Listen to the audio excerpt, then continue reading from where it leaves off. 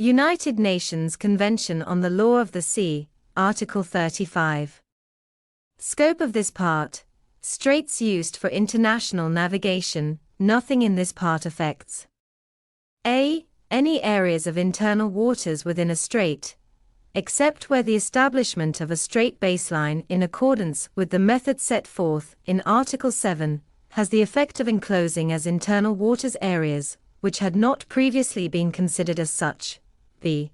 The legal status of the waters beyond the territorial seas of states bordering straits as exclusive economic zones or high seas, or c. The legal regime in straits in which passage is regulated in whole, or in part, by long-standing international conventions in force specifically relating to such straits.